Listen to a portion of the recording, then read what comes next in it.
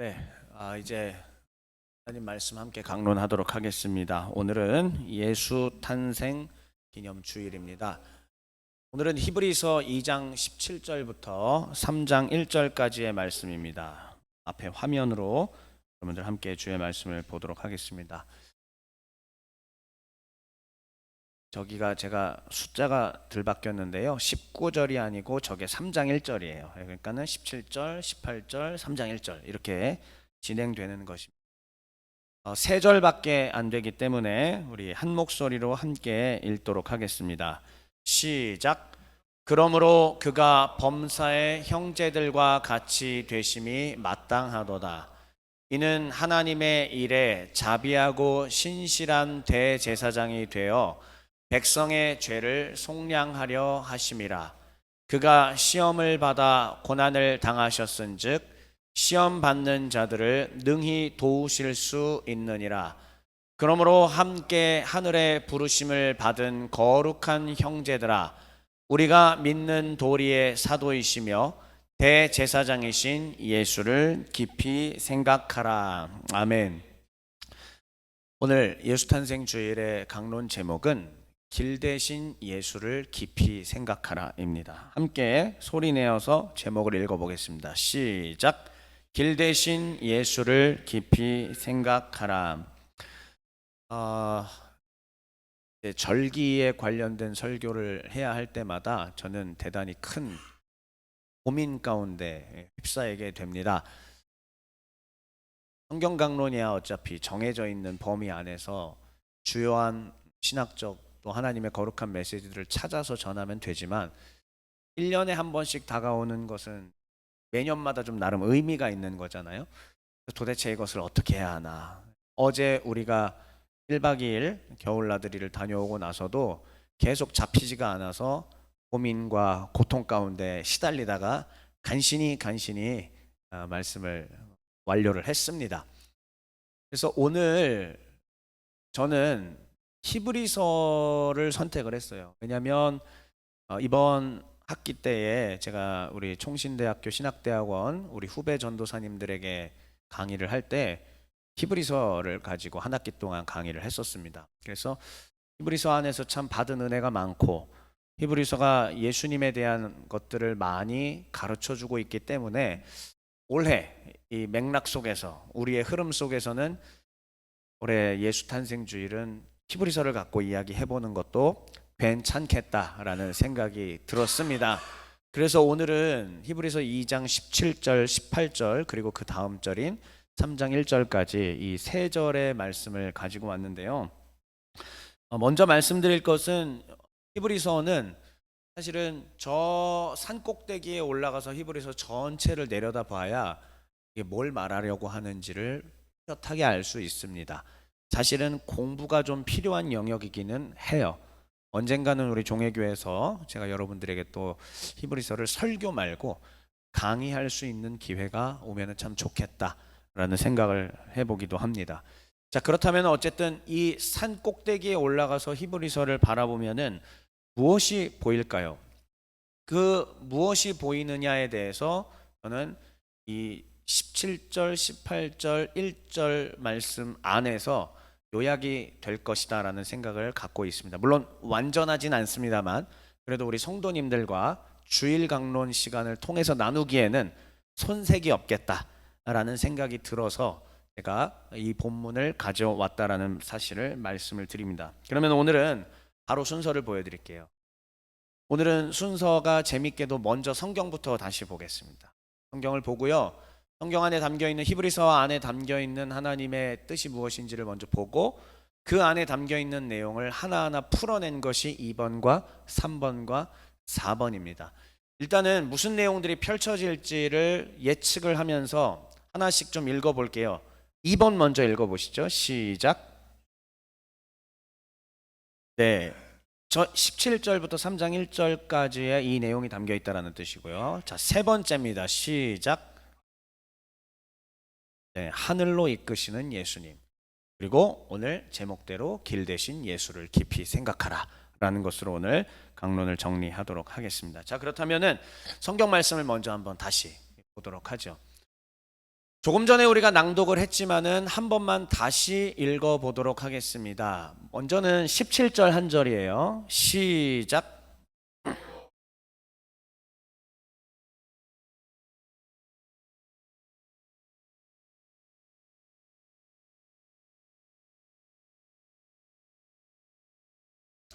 17절 말씀을 보면은 예수님께서 누구와 같이 되셨다라고 하냐면 범사에, 일반적으로 매사에 형제들과 같이 되었다. 다시 말하면은 하나님의 백성들인 인간들과 같이 되셨다라는 얘기.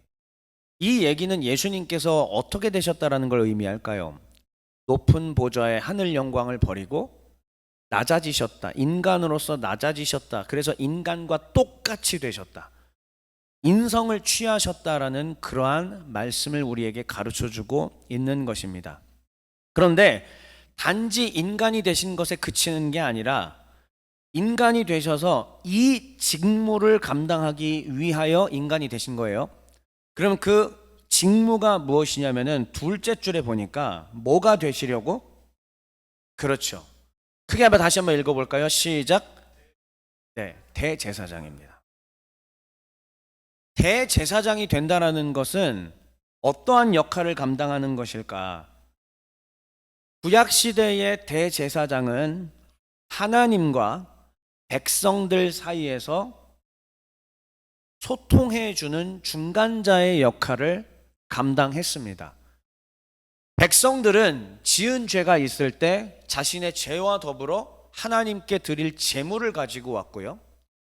제사장은 그것을 받아서 이 사람이 하나님께로 갈 수 있도록 중간 다리 역할을 해 주었습니다. 그래서 하나님께서는 이 제사를 받으시고 죄를 없이 해 주시는 것이었죠. 그런데 만약에 이 사람이 제사정이 없이 자기 스스로 하나님 앞에 나아가려고 했다. 그럼 어떻게 될까요? 나아갈 수가 없습니다. 예수님께서 오시기 이전까지의 메커니즘이 그래요. 예수님께서 오시기 이전까지는 백성들 스스로 제 아무리 하나님께 나아가려고 막 황소를 이끌고 오든 순양을 이끌고 오든 뭘 하든지 간에 어떠한 제물과 제사를 드리든지 간에 하나님께서 받지 않으신다는 뜻입니다. 오직 하나님께서는 그 역할을 제사장에게 맡겨주셨습니다. 그런데 그 여러 제사장들 중에서도 이스라엘 민족의 전체의 죄악을 담당하여 1년에 한 차례씩 지성소에 들어가 이 속죄 제사를 드리는 직분을 감당했던 사람은 누구냐면 많은 제사장들 중에서도 오직 한 사람, 대제사장이었습니다. 성경의 가장 첫 번째 대제사장은 아론이었습니다. 그리고 아론부터 시작하여 그의 아들 엘르아살, 또 그의 아들 비느하스, 이렇게 하면서 줄줄이 대제사장들이 그의 아들의 아들의 아들로 계보가 이어져 내려갔습니다.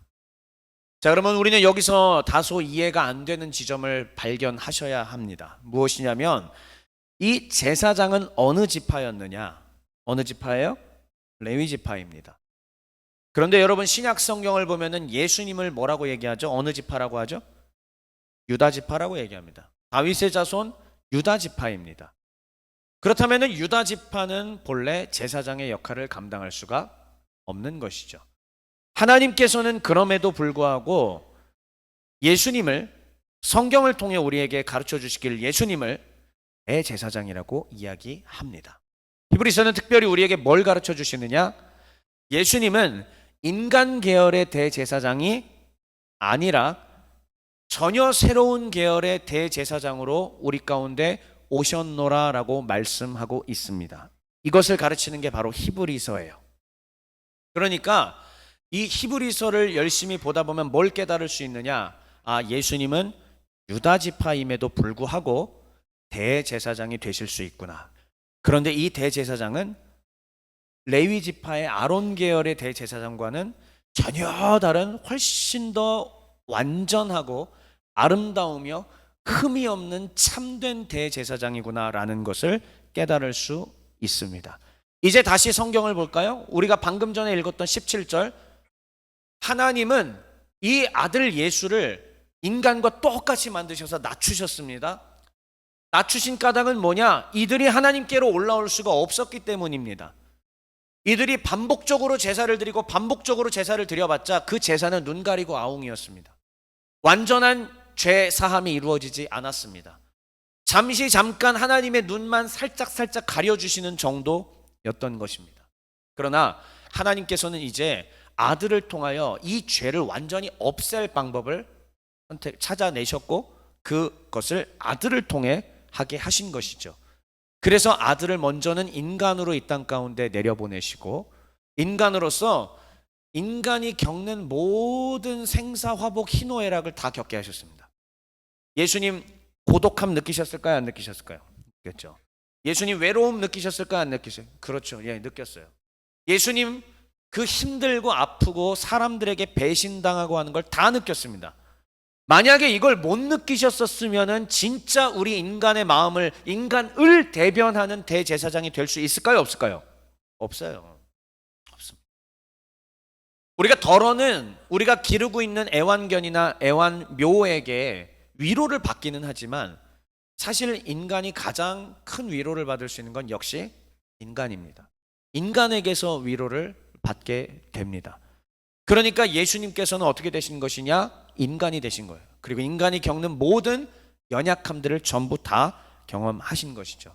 그런데 그게 왜 그렇게 하셨느냐? 17절에 이 빨간색 그리고 노란색 형광펜 글씨 한번 다시 읽어볼게요. 백성의 시작.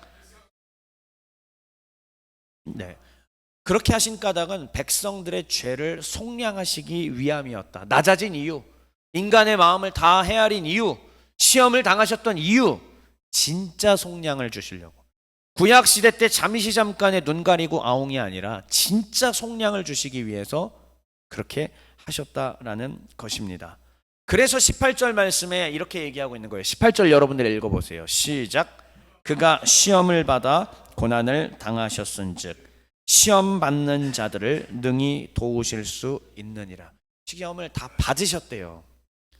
그러니까 예수님이 우리가 겪는 아픔을 모르는 게 아니에요. 지금도 하늘 보좌 우편에 앉아 계신 우리의 천상왕이신 예수님께서는 내가 방구석에서 혼자 눈물로 힘들어했던 모든 것들을 다 알고 계십니다.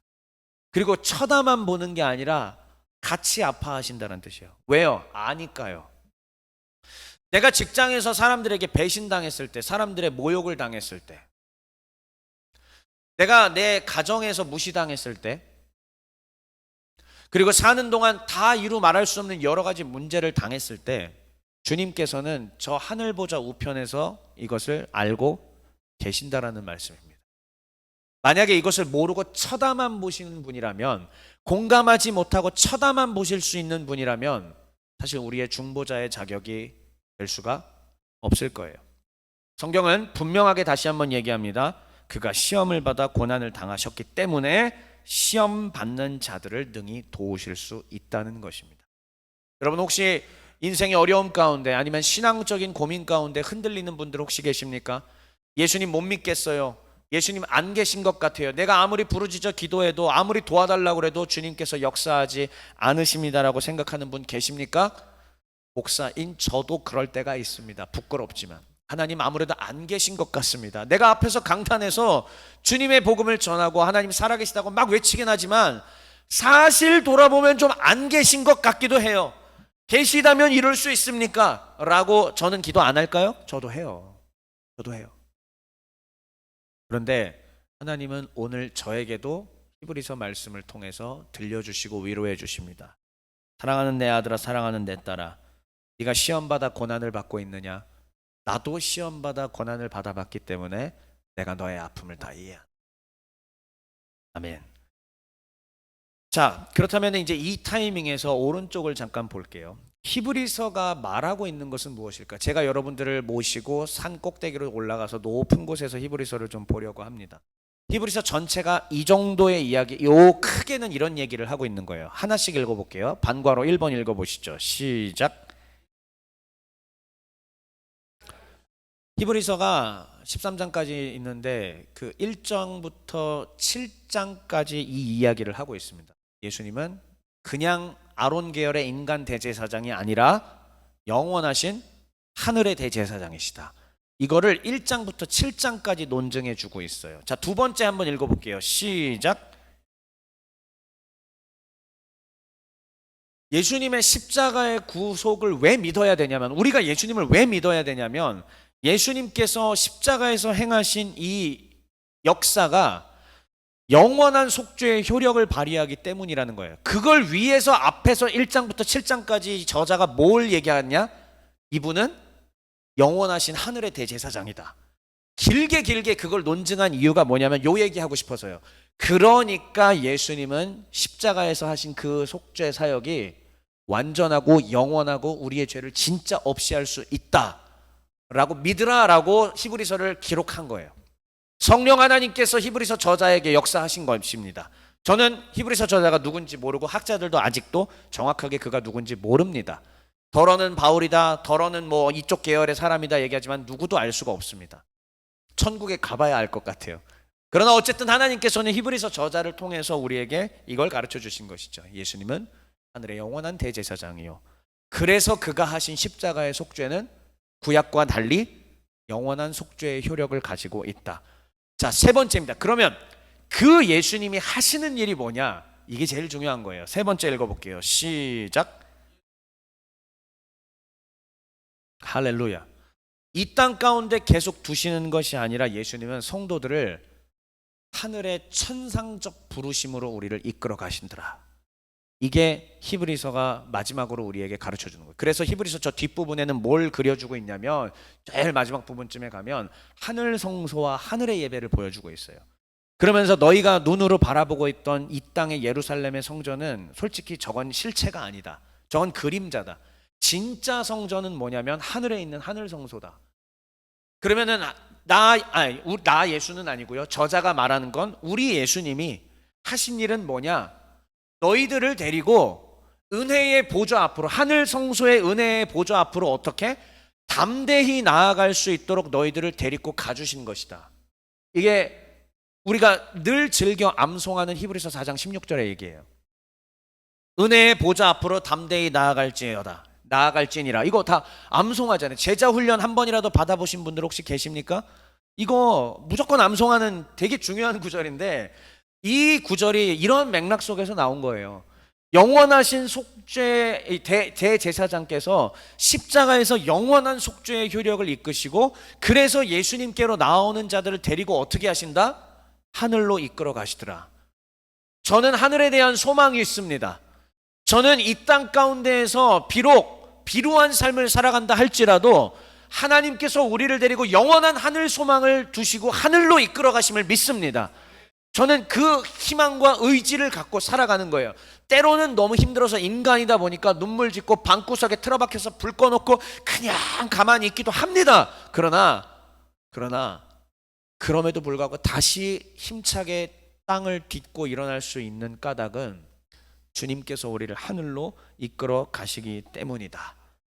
그래서 3장 1절 말씀 한번 읽어보시죠. 그 내용이 지금 이 내용입니다. 시작.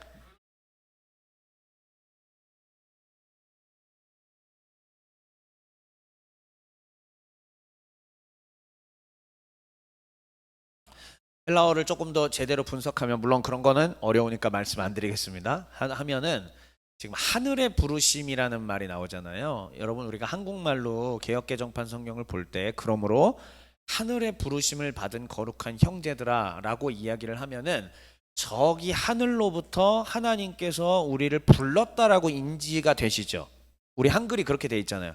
그런데 헬라어로 이걸 조금 더 자세히 정확하게 보면은요, 정확하게는 이런 의미입니다. 하늘로부터 우리를 불렀다라는 개념이라기보다 하늘로 향하는 부르심이라는 거예요.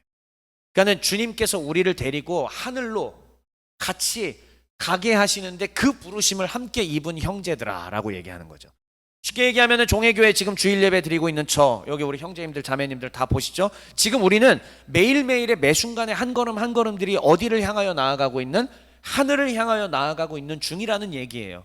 예수님께서 우리를 하여금 하늘에 완전히 갈 수 있도록 끝까지 우리를 인도해 가실 것이라는 것입니다. 그렇기 때문에 삶 가운데 어떤 힘듦과 어려움이 찾아온다 할지라도 흔들리지 말고 쓰러지지 말고 뒤로 돌아가지 말고 흘러 떠내려가지 말고 어떻게 하라? 하늘을 향하여 뚜벅뚜벅 걸어가라라는 얘기예요. 그러므로 함께 하늘을 향하여 부르심을 받은 거룩한 형제들아, 우리가 믿는 도리의 사도이시며 아론과는 다른 영원한 대제사장이신 우리 주 예수를 뭐하라? 깊이 생각하라. 이게 우리 주님께서 성도들 가운데 주시는 말씀이요, 또한 오늘 이 성탄을 기념하는 예수탄생 주일을 기념하여 우리가 그 앞에서 기념하는 메시지가 되어야 됩니다. 자, 그러면 저기 오른쪽 아래에 보시면 대제사장으로서 예수님의 사역을 제가 정리해 놨어요. 방금 이야기한 것들이 정리일 뿐입니다. 첫째, 백성의 죄를 속량합니다. 둘째, 시험 받는 자를 도우십니다. 그게 대제사장으로서 하시는 일이고요. 세 번째, 성도들을 하늘로 부르심. 정확하게는 데리고 간다라는 의미가 더 좋을 듯해요. 자, 그러면은 하나하나 우리 두 번째, 짧습니다. 죄사함을 주시는 예수님에 대해서 먼저 생각해 볼까요? 여러분, 조금 전에 제가 이미 다 얘기했습니다. 구약 시대 때의 속죄 제사는요, 정확하게 말씀드릴게요, 죄를 완전히 없애는 게 아니에요. 인간 제사장들이 제사를 드려주잖아요. 그거는 이렇게 비유를 들죠. 그냥 하나님의 눈을 잠깐 덮어주는 정도. 그러니까 하나님이 잠깐 눈 감고 휙 지나가시는 정도예요. 그럼 죄가 없어진 거예요? 안 없어진 거예요? 안 없어졌죠. 그런데 예수님의 속죄 제사는 뭐가 다른 거냐면은 진짜 죄를 없애는 거예요. 정말 어려운 얘기긴 한데 정말 쉽게 제가 정리를 한 겁니다. 다시요. 구약의 이 동물의 제사로 드렸던 속죄 제사는요, 잠깐 덮는 수준이니까 여전히 그 죄들은 가득한 거예요. 그런데 예수님의 속죄 제사는 진짜 죄를 없애는 겁니다. 그런데 여기서 오해하지 말아야 될 것이 있습니다. 제 아래에 그러나 붙어 있죠. 저게 되게 중요한 거거든요. 여러분, 괄호 안에 있죠. 법적 내면, 요거는 읽지 말고 그냥 그러나 하는 부분을 한번 봐주세요. 괄호 안에 법적 내면은 빼시고 쭉 한번 읽어볼게요. 예수님의 속죄 제사는 분명히 죄를 제거하지만 어떠한 중요점들이 있는지를 이해하셔야 됩니다. 그러나 시작. 네, 좋습니다. 죄책과 부패가 둘로 나눠진다는 사실을 성도들은 꼭 이해하셔야 됩니다. 죄책이란 무엇이냐? 우리가 아담의 범죄로 인하여서 공식적으로 죄인으로 법적으로 낙인 찍혀 있는 상태를 말하는 거예요. 그럼 예수님의 십자가가 하신 일은 뭐냐면 죄책을 없애주신 거예요. 그러니까 하나님 앞에서 이제 하나님께로 나아가야 돼. 천상의 부르심을 향하여 나아가야 되잖아요. 근데 죄인 신분으로는 못 가요. 이 죄인 신분으로 갈 수 없기 때문에 그러면 우리 예수님께서 해주신 대제사장으로서 해주신 건 뭐냐? 아버지 하나님, 이 아들, 이 딸은 더 이상 죄인이 아닙니다. 공식적으로 이제는 의인입니다. 라고 법적으로 죄책을 제거해 주시는 게 예수님의 십자가 역사인 거예요. 자, 그런데 문제는 뭐냐면 예수님의 십자가가 인간의 내면 안에 있는 부패까지 완전하게 다 제거하지는 않았다라는 겁니다. 이게 조금 어려운 일이에요. 여러분 한번 생각해 보시죠. 만약에 우리가 예수를 믿었어요. 예수님을 믿고 은혜의 체험도 했고 구원의 감격도 있고 점프하면서 뛰면서 막 찬양도 하고 그 체험들을 했다고 칩시다. 그럼 그 다음 날부터, 그날부터 죄 져야 돼, 안 져야 돼요? 안 져야 되는데 여전히 우리는 죄를 짓고 여전히 넘어지고 여전히 쓰러지잖아요. 왜 그러냐면은 예수님의 십자가, 우리가 예수를 믿고 영접했을 때에 어떠한 역사가 영적으로 이루어지냐면 죄책이 제거가 돼요. 하지만 부패는 여전히 남아 있습니다. 언제까지 부패가 남아 있을 것 같으세요? 인류의 부패함은 재림 때까지입니다. 그게 하나님께서 우리에게 여전히 남겨두신 숙제입니다. 그렇기 때문에 우리는 이 땅 가운데 신자가 되었습니다. 성도가 되었습니다. 그럼에도 불구하고 뭐와 싸우는 거지?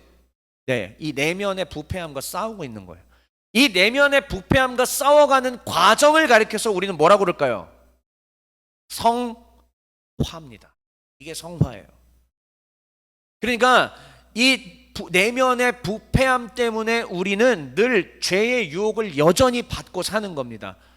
근데 그렇게 되다 보면은 여러분 뭘 착각해요? 자, 봐요. 내가 이제 세례도 받고 예수님 믿고 거룩한 하나님의 백성이 됐어요. 그런데 또 죄를 지어요. 또 하나님을 떠나요. 또 타락했어요. 또 무너졌어요. 또 쾌락을 추구해요. 그래서 괴로워하고 또 막 그러고 있습니다. 그러다 보면은 어떤 생각이 되느냐? 나는 하나님이 나를 버렸어. 나는 하나님 선택을 받지 못했어. 나는 지옥 갈 거야. 이러한 분들이 굉장히 많아요. 그런데 참 제가 정확하게 이거다 저거다라고 선포하기가 케바케기 때문에 다 달라서 쉽게 말씀드리긴 어렵지만 분명히 기억해야 될 것. 주님께서 우리를 정말 십자가로 인하여서 내가 정말로 예수님을 영접하고 고백했다면 죄의 책이 이미 제거가 된 상태라는 사실. 그래서 하나님의 자녀가 됐다라는 겁니다. 내가 비록 내면의 부패와 싸워서 힘들어하고 이래서는 난 하나님의 자녀가 아닌 것 같은데라고 생각해도 여전히 법적으로 나는 뭐예요? 그러면 하나님의 자녀인 거예요. 사랑하는 종의 가족 여러분들, 그리고 혹시 온라인으로 듣고 계시는 분들, 분명히 기억하십시오. 내가 지금 내면의 부패한 상태와 싸우고 계시다면 당신은 여전히 하나님의 자녀입니다. 내가 비록 죄를 좀 많이 져요. 그런다 할지라도 그걸로 인해서 죄책감을 느끼고 하나님 앞에 돌아가야지라는 마음이 계속 들잖아요. 그럼 여러분은 여전히 하나님의 자녀라는 증거입니다. 계속 싸우세요. 이 현장에 계신 분들도 온라인으로 듣는 분들도 모두 계속 싸우십시오. 죄책은 이미 제거되었습니다. 예수의 십자가가 그렇게 거룩한 능력을 갖고 있습니다. 하나님의 거룩한 자녀로 죄책을 완전히 제거해 주셔서 하나님 자녀 삼으셨다니까요. 믿으십니까? 그렇다면 부패함과 싸우란 말이에요. 죄의 유혹을 받는다 할지라도 싸운다면, 그렇다면 여전히 우리 모두는 하나님의 자녀가 될 것입니다. 그래서 이 세 번째가 뭐냐? 예수를 정말 믿고 살아간다면 아무리 내가 흔들린다 할지라도 죄책이 사해진 하나님의 자녀가 되었다는 증거입니다. 오늘은 예수 탄생을 기념하는 주일이지 않습니까? 예수님의 십자가가 바로 이런 의미라는 사실이에요.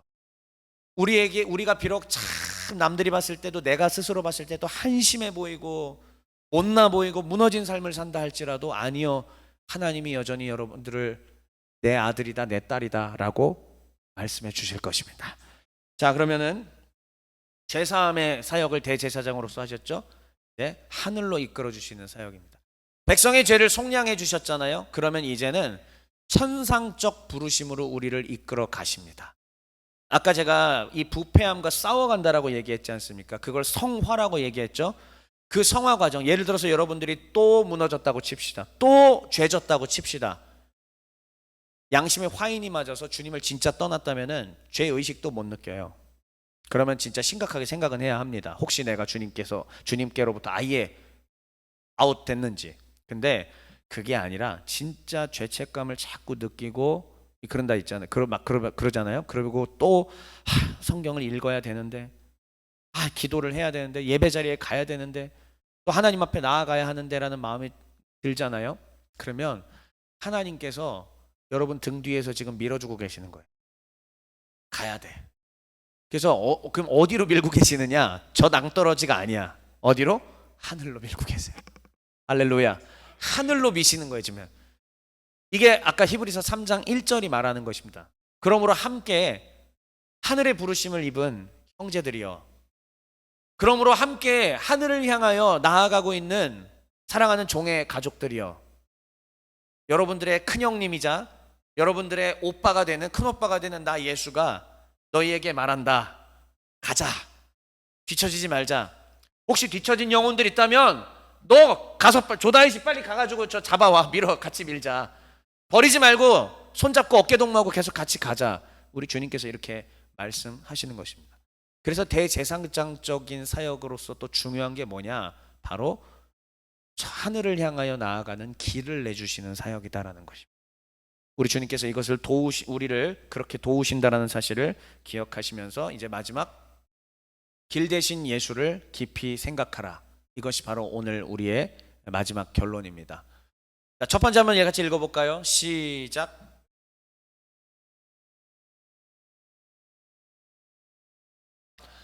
오늘 예수 탄생을 기억하고 기념하며 예수님은 어떠한 분이시냐? 대제사장이신데 내 아픔을 깊이 이해하신다라는 사실, 그러한 예수님이라는 사실을 오늘 생각하게 되시길 주의 이름으로 축원합니다. 어느 순간부터 그 예수님을 잊었어요? 어느 순간부터 예수님이 나에게 가까운 분이 아니라 먼 분이라고 생각되십니까? 아니요. 여러분 힘들어하고 저 힘들어하는 거 다 알고 계십니다. 다 이해하신다라는 사실 꼭 기억하시고요. 두 번째 읽어봅시다. 시작.